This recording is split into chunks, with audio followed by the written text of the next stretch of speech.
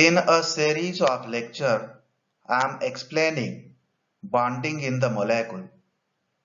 This is the fourth lecture on molecular orbital theory, and up till we have explained the homodiatomic molecules like H2, Li2, C2, B2, and in this lecture I am going to explain the three homodiatomic molecules of group 2, and they are N2, O2 and F2. So the plan of this lecture is explanation for the formation of N2, O2, F2 molecule on the basis of their molecular orbital energy level diagram, how to calculate bond order, stabilization energy and the magnetism. So the first molecule is nitrogen molecule. So you are familiar, nitrogen, atomic number of nitrogen is 7 and electronic configuration is 1s2, 2s2, 2p3.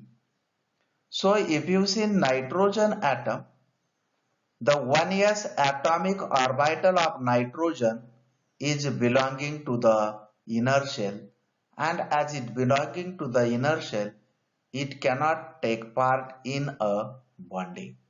This is the thing that you have to remember. Thus, which orbital can take part? The orbital belonging to the outer shell, and these are 2s and 2p atomic orbital of two nitrogen atom that they can take part in a bonding. They can combine and they can form molecular orbitals in the N2 molecule. So we have molecular orbital energy level diagram. Okay, so we have the vertical axis is the energy axis, and if you see here we have the atomic orbital of nitrogen atom, one nitrogen atom on left side, atomic orbital of second nitrogen on the right hand side, and at the center we have molecular orbitals of nitrogen molecule. Okay, so already we have said that the atomic orbital 2s and the 2p, they will take part in a bonding. So we have 2s2 and the 2p3. These atomic orbitals of two nitrogen are shown here. Okay, so the 2s are lower in energy, 2p3 are higher in energy, and according to these the atomic orbitals are shown in the molecular orbital energy level diagram. Okay, now we have the 2s atomic orbital of two nitrogen atom. They will combine to form one bonding and one antibonding molecular orbital. Like this, in the 2p atomic orbital, 2pz will combine to form one bonding and one antibonding orbital. And then 2px and 2py will combine to form two bonding and two antibonding molecular orbitals. Okay, so we have energy level diagram, and if you see in the energy level diagram, the orbitals are sigma 2s, sigma star 2s, pi to px, pi to py, sigma to pz, pi star to py, pi star to px, and sigma star to pz. So if you see in the nitrogen atom, we have the 4 atomic orbital from each nitrogen they will combine. So total 8 atoms, 8 atomic orbitals they are combining, and these 8 atomic orbital gives rise formation of total 8 molecular orbitals. Okay, and I already mentioned these are sigma 2s, sigma star to s, pi to px, pi to py, sigma to pz, pi star to py, pi star to px, and sigma star to pj. These are the 8 atomic orbitals. They are formed in the nitrogen atom. Okay. Now we have to fill how many electrons? We have to fill the 2 electron from the 2s and 3 electron from the 2p. So from each nitrogen atom we have to fill 5 electron. So total 10 electron we have to fill. Okay. And now just see how the 10 electrons are filled. 1, 2, 3, 4, 5, 6, 7, 8, 9 and 10. So we have nitrogen molecule and we have filled the 10 electrons in the molecular orbital. So when 10 electrons are filled, what is the electronic configuration? Kk. For what Kk stands? The 1s non-bonding molecular orbital from each nitrogen atom. Sigma 2s2, sigma star 2s2, pi to px2, pi to py2 and sigma pz2. Okay. So we have the 10 electron and they are filled in the totally 6 molecular orbitals. 5 molecular orbital. 3 are remain empty. So if you see in the bond order, the 8 electrons in the bonding, 2 electrons in the antibonding divided by 2. So the bond order becomes 3. Bond order becomes 3. Now the stabilization energy, 8 electron in the bonding into minus delta, 2 electron in the antibonding into plus delta, and the difference of these two, this difference gives rise minus 6 delta. So if you see the nitrogen molecule, the bond order in the nitrogen molecule is 3. So it is expected to be highly stable, and really nitrogen molecule is highly stable. All electrons are paired. So if you look at molecular orbital energy level diagram, you can see that all electrons in the molecular orbital energy level diagram, they are in the paired state, and hence the nitrogen molecule is diamagnetic in nature. So this is regarding the. Now we will see the molecular orbital energy level diagram for oxygen molecule and the formation of oxygen molecule. Oxygen atom, electronic configuration of oxygen is 1s2, 2s2, 2p4. So atomic number 8, and according to the atomic number 8, we have electronic configuration 1s2, 2s2, 2p4.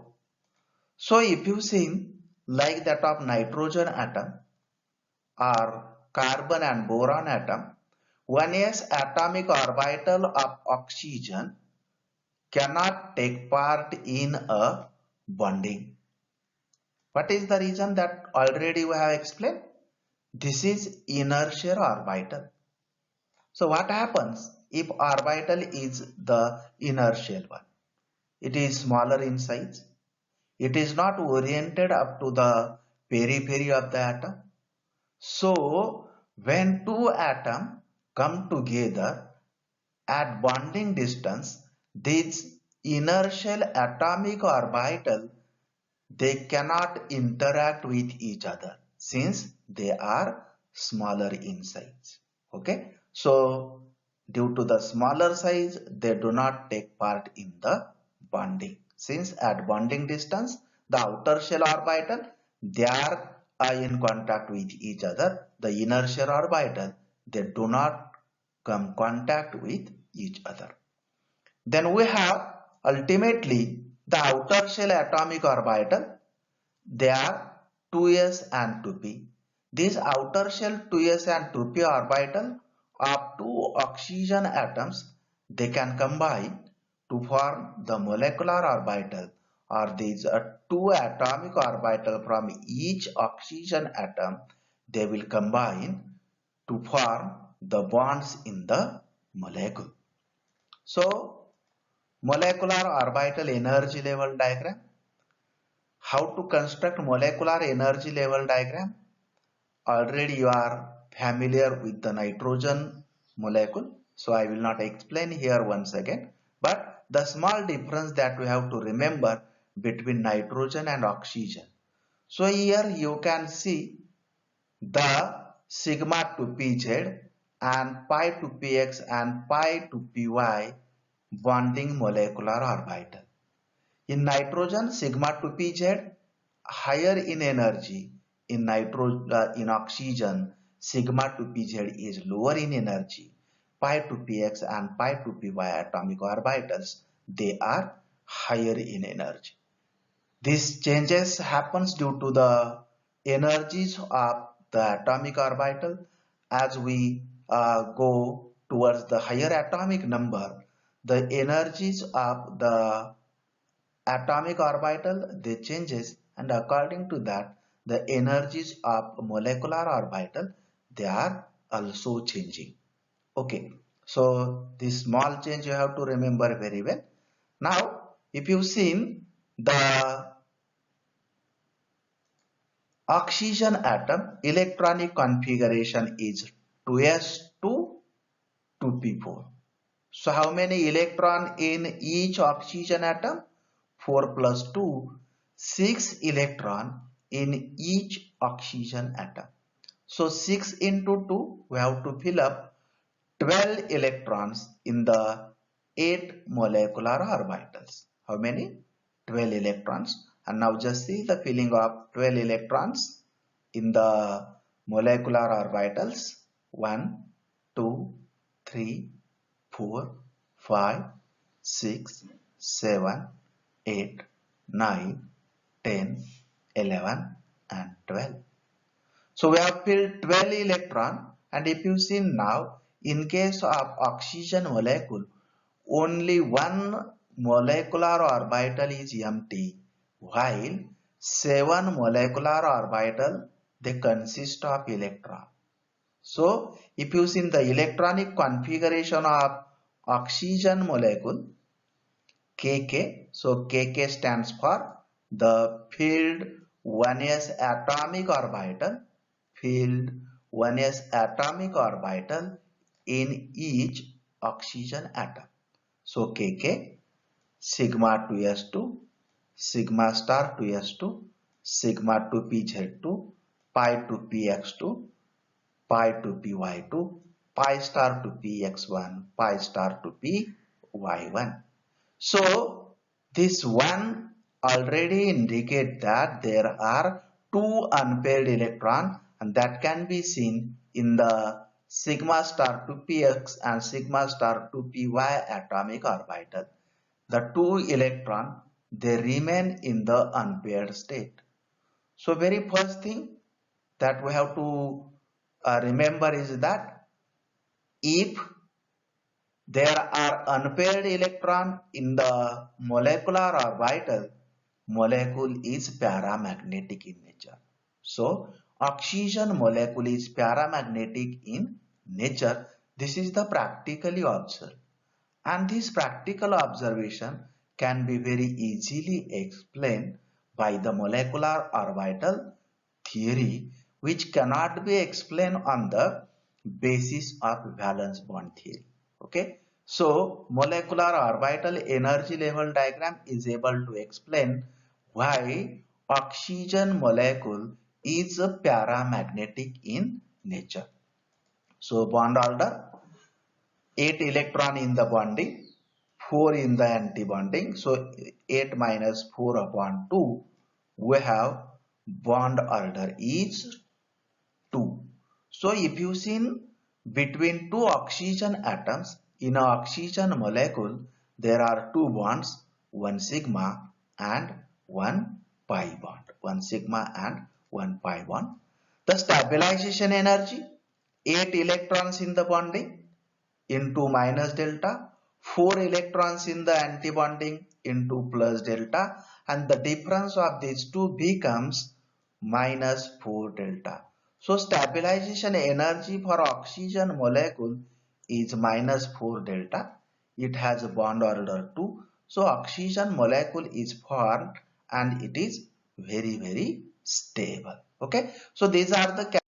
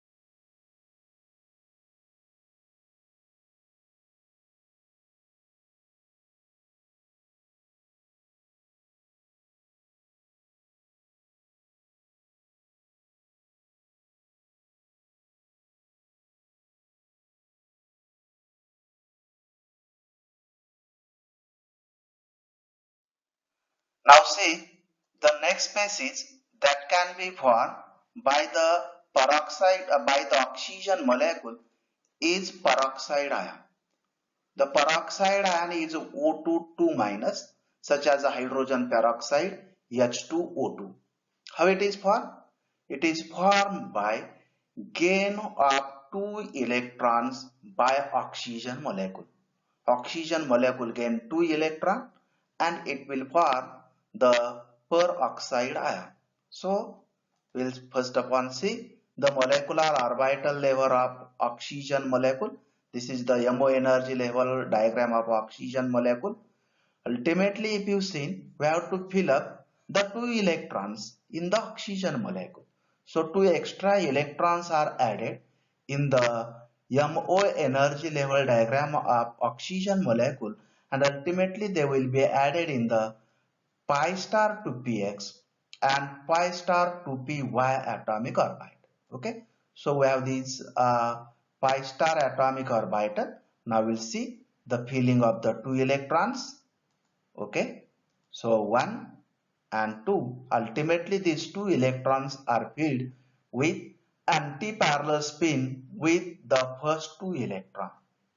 So if you see the characteristic, all electron they are paired in the pi star molecular orbit. Okay, so ultimately this affect the bond order and the magnetic property. So bond order of the peroxide ion 8 minus 6 upon 2 is equal to 1. Okay. So oxygen molecule bond order is 2. Superoxide ion bond order is 1.5 and the peroxide ion bond order is 1. So ultimately it is diamagnetic in nature since all electrons they are present in the paired state. So again you can see that, or you have to remember that when the electrons are added in the antibonding molecular orbital, bond order decreases. In the superoxide ion, we have added 1 electron, bond order decreased by half. In the peroxide ion, 2 electrons are added in the oxygen molecule. In the antibonding molecular orbital, bond order decreased from 2 to 1. Okay. So now we will compare the oxygen molecule with its species. So this table gives rise the comparison of the oxygen molecule and its species. So here oxygen molecule first line, second superoxide ion, third row we have the peroxide, and the fourth row O2 plus ion, positive ion. So if you see oxygen molecule bond order is 2, peroxide ion bond order is 1.5. Sorry, the superoxide ion bond order is 1.5, peroxide ion bond order is 1, and O2 plus ion bond order is 2.5. We have not explained O2 plus, but how O2 plus will be formed? 1 electron will be removed from antibonding molecular orbit.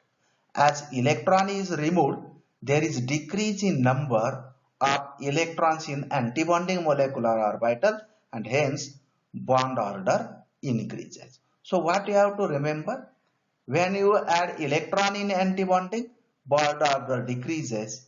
When we decrease electron in the antibonding, bond order increases. That is reflected in the bond length. So bond length in the picometer, oxygen molecule 120.7, superoxide ion 128 picometer, the peroxide ion 149, highest, lowest bond order, highest bond length. And if you see here O2 plus ion 112.3 picometer, so highest bond order, lowest bond length.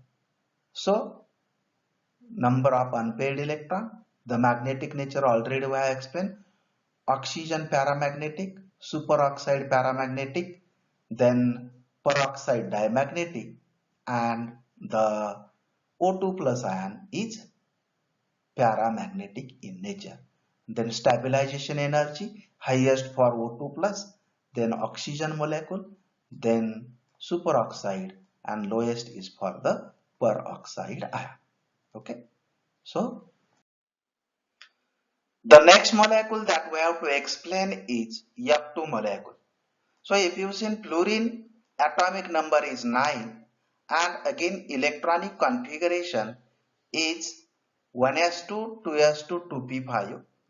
Already we have discussed in case of nitrogen and oxygen atom that 1s atomic orbital is very small in size and it do not take part in the bonding. It is similar case with fluorine molecule.